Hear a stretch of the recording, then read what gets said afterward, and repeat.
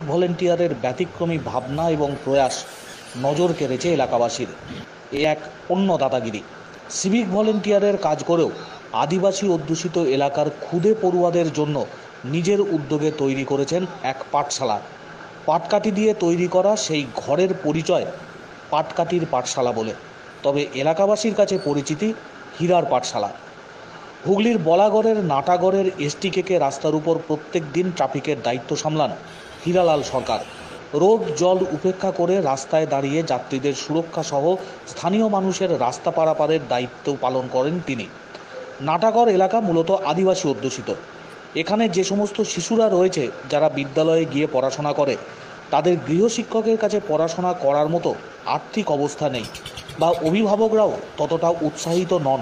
স্কুলে যায় খুদেরা, সেখানে মিড ডে মিল রয়েছে, পড়াশোনাও হয়, কিন্তু তার মাঝেই নিজের কাজ সামলে এলাকার ক্ষুদে পড়ুয়াদের পড়াশোনার মান উন্নয়নের জন্য চেষ্টা চালিয়ে যাচ্ছেন এই সিভিক ভলেন্টিয়ার হীরালাল সরকার। প্রতিদিন 15 থেকে 20 জন পড়ুয়া আসে হীরালালের পাঠশালায়। স্কুলে যাওয়ার আগে কিছুটা সময় হীরালালের কাছে পড়ে তারপর তারা স্কুলে যায়। হীরালাল তাদের নিরাপদে স্কুলে পৌঁছে দেয় রাস্তা পার করে। তবে হীরার পাঠশালার পড়া শেষে পড়ুয়ারা পায় বিস্কুট আর চকলেট, তাতেই আনন্দিত সকলে। জানা গেছে 2010 সালে বলাগড় কলেজ থেকে বিএ পাশ করেন হীরালাল সরকার। তারপর হুগলি গ্রামীণ পুলিশের বলাগড় থানার সিভিক ভলেন্টিয়ারের কাজ পান। সকালে ট্রাফিকের দায়িত্ব সামলে বিকেলে বাবার সবজির ব্যবসাও দেখাশোনা করেন। তবে নিজের কাজ সামলে এই শিশুদের ভবিষ্যৎ উজ্জ্বল করার লক্ষ্যে আপ্রাণ লড়াই চালিয়ে যাচ্ছেন সিভিক ভলেন্টিয়ার। আদিবাসী অধ্যুষিত এলাকার অভিভাবকরা তারাও যথেষ্ট খুশি। স্কুলে যাওয়ার আগে বাড়তি পড়াশোনা করিয়ে যাতে ভালোভাবে শিখতে পারে সেই চেষ্টাই করছেন এই সিভিক ভলেন্টিয়ার নিজের উদ্যোগে। ও সেই পরিস্থিতিতেই স্বমহিমায় হীরের মতোই উজ্জ্বল হীরালাল, যিনি পথ দেখাচ্ছেন আগামীকে, যিনি সৎ পথে থেকে সমাজ গড়ার কাজ করছেন অলক্ষ্যে দাঁড়িয়ে।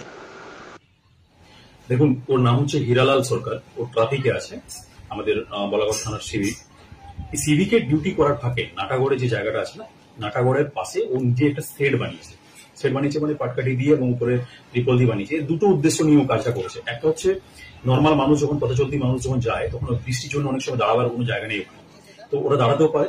এছাড়া ওর যেটা মহোদ্দেশ্য, যেটা মেন, যেটার জন্য আমরা আজকে ওকে মানে ডাকলাম এবং আমি খুশি হলাম, ওকে আমরা বাবা দিলাম যেটার জন্য, সেটা হচ্ছে মেন যে আশেপাশে যে বাচ্চা আছে, বিশেষ করে আদিবাসী সম্প্রদায়ের যে সমস্ত বাচ্চাগুলো আছে যাদের বাবা মারা কাজে চলে যায়, তাদেরকে পড়ানোর জন্য একটা বিরাট দায়িত্ব নিজের কাঁধে তুলে নিয়েছে। এবং ও অলমোস্ট 16 থেকে 17 জন বাচ্চাকে এই মুহূর্তে পড়ায় প্রতিদিন সকালবেলায়। ও প্রতিদিন বাচ্চাগুলো আসে, একদম ছোট বাচ্চা, ক্লাস নার্সারি থেকে ক্লাস 4 পর্যন্ত বাচ্চাগুলোকে ও ক্লাস দেয়, পড়ায়, হাতে করে শেখায়। এবং সবচেয়ে বড় ব্যাপার হচ্ছে এই সমস্ত পড়াবার পরে যাতে তাদের ইন্টেনশনটা, মানে তাদের ইচ্ছাটা থাকে, বাচ্চাগুলো যাতে আসার ইচ্ছা থাকে, সেই জন্য ওদেরকে নিজের যেটুকু ক্যাপাসিটি তার মধ্যে থেকে ও বিস্কুট, লজেন্স এগুলো দিতে থাকে যাতে বাচ্চাগুলো আসে। প্রতিদিন এটা করে থাকে আর কি। একজন সিভিক ভলেন্টিয়ারের পোস্টে চাকরি করে ওর যে এই উদ্দেশ্য বা যে ইচ্ছা, সেটা আমাদেরকে অনুপ্রেরণার জায়গায় এটাই, এবং প্রত্যেক মানুষকে এটা দেখায় যে আজকের দিনে মানে এই জায়গা থেকেও যদি সদিচ্ছা থাকে কোথায় যাওয়া যায় এবং কি করা যায়। এইখানে যে মানুষগুলো থাকে এটা পুরোটাই তো আদিবাসী সম্প্রদায়। এরা সমাজে নাকি অনেক পিছিয়ে পড়া মানুষ।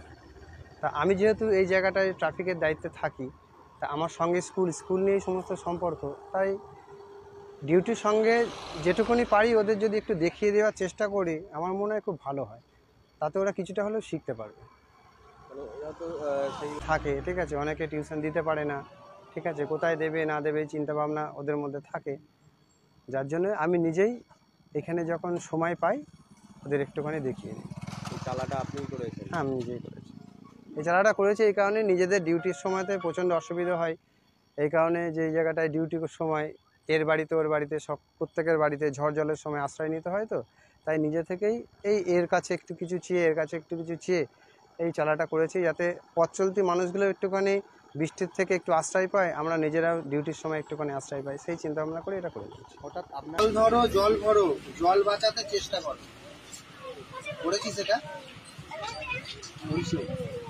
বলছে টিউবওয়েল টিপে জল তুলেছিল কৃষ্ণা, সে ভাবলো মাটির নিচের জল কখনো শেষ হবে না।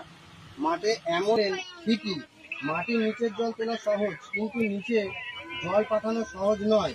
নদী সাগরের কাছাকাছি অঞ্চলে মাটি